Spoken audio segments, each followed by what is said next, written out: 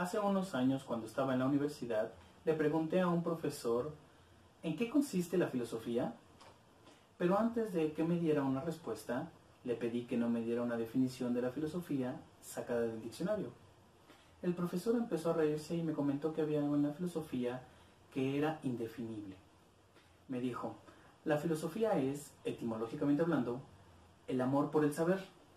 Sin embargo, no está tan descarrilada la idea, pues solo alguien que sepa en qué consiste sabrá de qué se trata. Es como estar enamorado, y solo alguien que haya estado enamorado sabrá cuando se habla del amor, mientras que alguien que pida una definición se las verá con un montón de problemas. De la misma manera, alguien que haya entrado en la filosofía sabrá lo que es filosofía. Al principio, la respuesta de mi profesor me pareció un poco redundante, incluso tautológica. Pero al cabo de los años, yo he terminado creyendo que la filosofía es una actividad, y para reconocer si hacemos una actividad bien, una manera es revisar su práctica. La actividad filosófica por excelencia es preguntar. Así que en este video veremos en qué consisten las preguntas filosóficas. Las consideraciones filosóficas que nos importan provienen de nuestros intereses, pero esos intereses se refieren a preguntas. Seguramente ustedes se interesan por cosas que les gustan y que creen que son importantes para ustedes, como tener objetos materiales, la forma de hablar, de vestir o actuar frente a tal o cual persona en determinados lugares.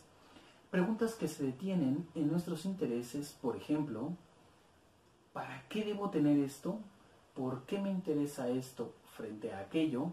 ¿Qué hizo que me interesara por tal o cual cosa? ¿Por qué creo que esto me interesa? De tal manera que todos tenemos intereses y seguramente nos preocupamos por alcanzar esos intereses a través de ciertos medios.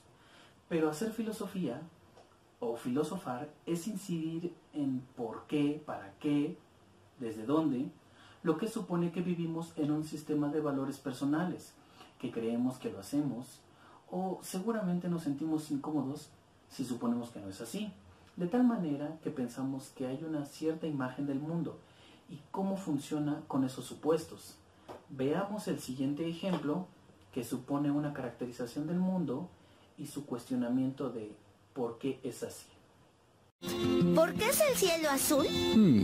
No lo sé, así es. ¿Por qué las nubes son blancas? No tengo idea. ¿Por qué las personas son amarillas? Porque así los hizo Dios. ¿Por qué el césped es verde? Para que encuentres tu pelota de golf. Ahora tengo una pregunta para ti. ¿Por qué dejaste tu auto de juguete en el escalón?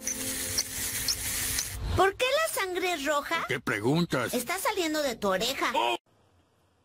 Lo que pasa en este diálogo nos muestra algo de lo que hacen los filósofos. Se trata de pedir explicaciones sobre por qué pensamos y lo que hacemos. Pero debemos de agregar que también se trata de dar una explicación de por qué son las cosas así. Quizá pensamos que hay un Dios que creó el mundo en una semana, incluyéndonos en él. O que hubo una explosión que los científicos han dado en llamar el Big Bang, del cual se han formado mediante ecuaciones cada una de las cosas del mundo, incluyéndonos en él.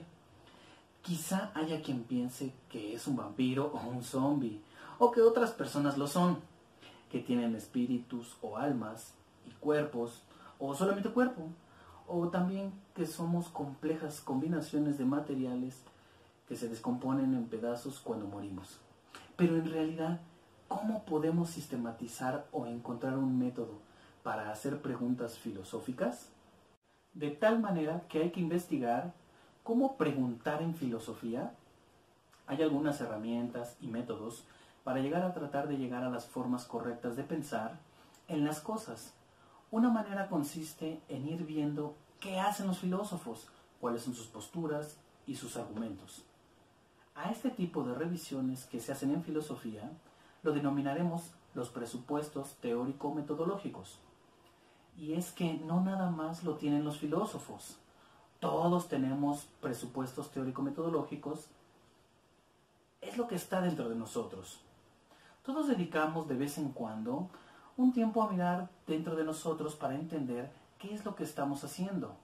¿Por qué somos así? ¿Si vale la pena seguir siendo así con los demás? Si no hiciéramos eso, ¿cómo tomaríamos decisiones de estudiar, trabajar o tener pareja? ¿Cómo decidiríamos seguir viviendo de tal o cual manera cuando nos comprometemos con ciertas actitudes o decisiones, como tener una mascota o reciclar? ¿Qué hace que la vida merezca ser vivida? Todos tenemos una cierta idea de cómo responder a estas preguntas, por muy difíciles que parezca. Reflexionemos sobre las evidencias que tenemos y si nos dan motivo para pensar o actuar de cierta forma. Por ejemplo, al convivir con nuestros amigos, ¿nos gustan las opiniones y decisiones que tienen sobre la felicidad? ¿Será que realmente son nuestros amigos? Nos esforzamos por evaluar estos motivos con el fin de llegar a una decisión sobre cómo debemos actuar y cómo debemos pensar, es decir, cómo debemos ser. Esta manera de actuar y de pensar a través de reflexionar sobre nuestros presupuestos teórico-metodológicos es precisamente la que hacemos al filosofar. Pero en filosofía hacemos un esfuerzo especial para que nuestro pensamiento sobre las evidencias, las razones para pensar y actuar que éstas sugieren, las conclusiones que sacamos de revisar estas razones y la conexión entre cada una de las etapas y la siguiente, resulte tan claro como nos sea posible. Constantemente hacemos el tipo de preguntas como: ¿es adecuada esta evidencia para demostrar esto? ¿Es verdad que sea esta y no aquella prueba la que es mejor para lo que queremos demostrar? ¿Son las razones suficientes para asegurarnos de que está bien demostrado esto? Al estar haciendo preguntas como estas, estamos intentando asegurarnos de que pensamos de un modo más claro lo que nos preocupa. Al hacer filosofía, este procedimiento de revisar las evidencias y al conjunto de razonamientos que intentan demostrar la verdad de alguna persona, lo llamamos argumento. Este tipo de actividad que defiende una postura exponiendo nuestros puntos de vista tan claramente como nos sea posible, nos sirve, entre otras cosas, para defender o modificar nuestra manera de vivir. Hay muchos temas en filosofía. Uno de ellos es acerca de nuestra identidad personal. Parecería que basta con decir que nosotros somos nuestra identidad personal. Por ejemplo, que yo soy Rodrigo Rochín. Y todo lo que se asocie con Rodrigo Rochín seré yo. Demos un ejemplo de cómo funcionan los argumentos. Para ello, utilizaré 3 premisas. Esto es, 3 afirmaciones que se postulan con el fin de sostener su conclusión. Premisa 1. Lo que soy yo depende de la manera en que se constituye mi identidad personal. Premisa 2. Yo soy Rodrigo Rochín, tengo pensamientos y un cuerpo que cambia. Premisa 3. Para que algo sea lo mismo, no debe cambiar, ni estar sujeto a ningún cambio. Conclusión. Por consiguiente, nuestra identidad personal no puede depender de nuestros pensamientos ni de nuestro cuerpo porque cambia. ¿Debemos aceptar la conclusión de este argumento? A primera vista el argumento parece convincente. Parece que si las premisas son verdaderas, entonces la conclusión debe ser verdadera. Cuando esto llega a pasar, decimos que el argumento es válido, es decir, que la verdad de la conclusión se sigue de las premisas. Por otro lado, si consideramos a las premisas como verdaderas y el argumento es válido, entonces la conclusión debe ser verdadera también.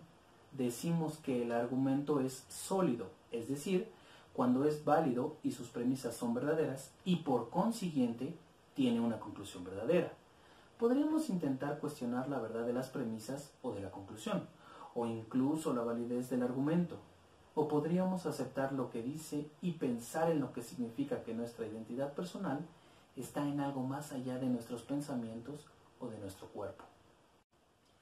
Todos tenemos un acercamiento constante a las preguntas filosóficas y a encontrar un sentido filosófico en lo que preguntamos. De hecho, la filosofía es extremadamente difícil de evitar, aunque intentemos hacer un esfuerzo consciente.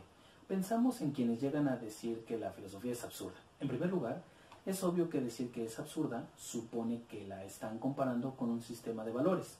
En segundo lugar, en el momento en que afirman de forma tan tajante por qué es así, hablan de la ineficacia de ciertos tipos de expresión, y en vez de rechazar el filosofar, estarían hablando en otra voz filosófica, una voz escéptica, pero perteneciente a la filosofía. Por otro lado, aquellos que rechazan la filosofía podría significar que no están preparados para preguntar con estas características, para establecer sus puntos de vista y esclarecerlos, o para discutirlos. Tal vez piensen que es una pérdida de tiempo, pero eso no significa que no tengan valores estables, nada que ordenadamente consideren que vale la pena sistematizar. Podrían pensar, por ejemplo, que la experiencia verdadera de realizar algo es preferible a un conjunto de conocimientos teóricos.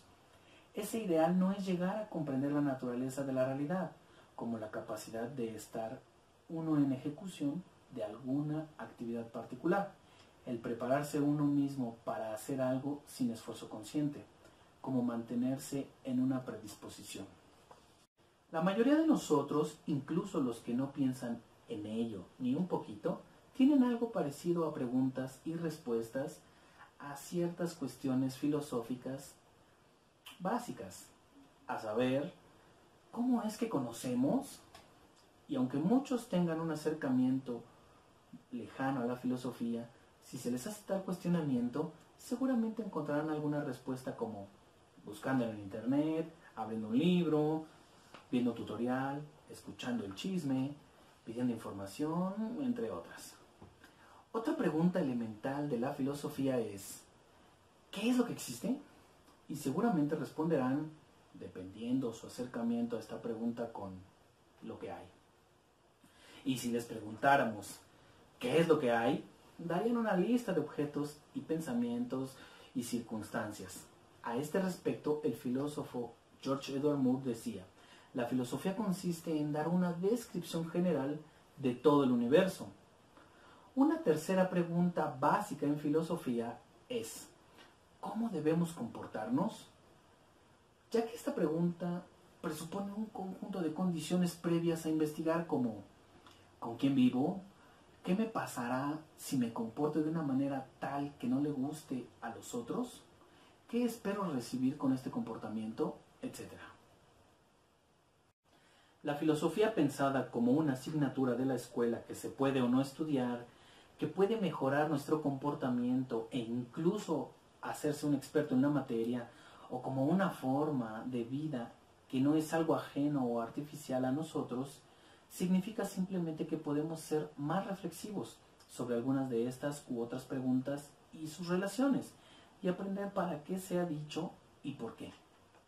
Quiero que piensen en lo que estoy tratando de transmitir en este video.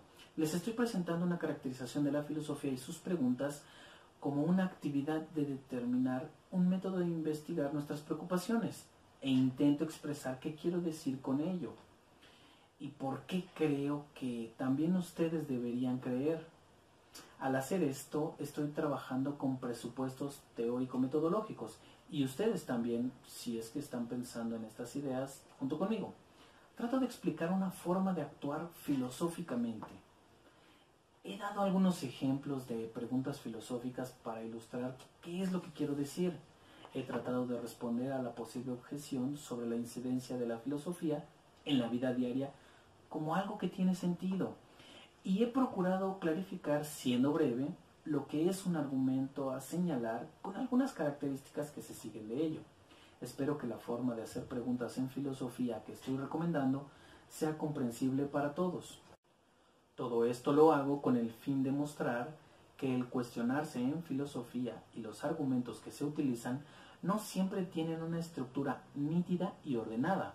A menudo la cadena de razonamiento en que se basan las premisas entra de una manera complicada cuando en el juego de las conversaciones se interrumpen, se traslapan o se confunden, de tal manera que resulta muy difícil poder clarificarlas o comprobarlas. Pero la filosofía siempre apuesta por la claridad, aun en los casos en que nuestro tema y nuestras ideas acerca de él sean tan complejos y variados que nunca alcanzamos a hacer completamente explícitos todos los aspectos de nuestro pensamiento. Gracias.